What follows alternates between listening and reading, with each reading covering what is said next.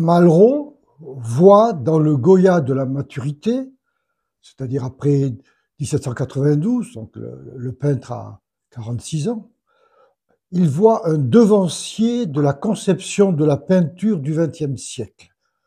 Pour Malraux, Goya devient non seulement un annonciateur du romantisme, mais un visionnaire qui, particulièrement dans ses peintures noires, c'est-à-dire la série de 14 œuvres murales qu'il a peintes entre 1819 et 1823, il voit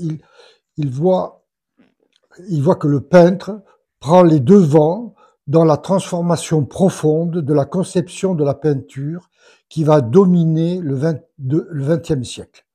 D'après Malraux, Goya a eu le courage de se libérer des normes rigides et écrasantes de la peinture de son époque et de les transgresser afin de conquérir la liberté de s'exprimer.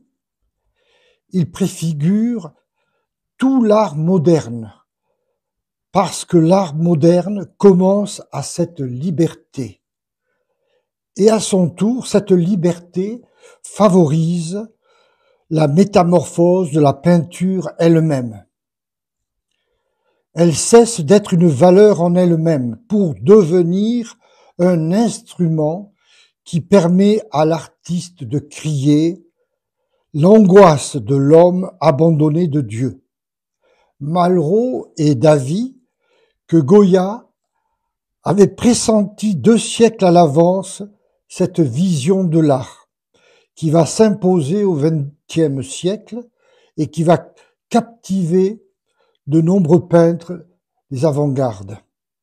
Malraux voit dans l'art de Goya de la maturité une ferme volonté de révolte et de lutte contre le destin, ainsi que la recherche de réponses aux questions qu'il se pose.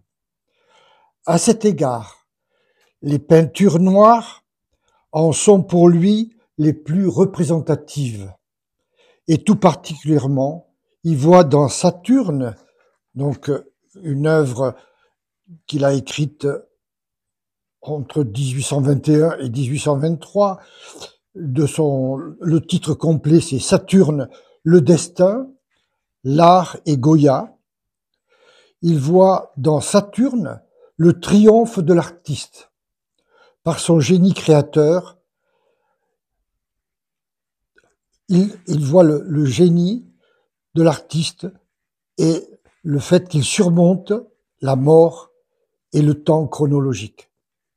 Cette vision malrussienne du peintre aragonais s'impose toujours de nos jours. Merci.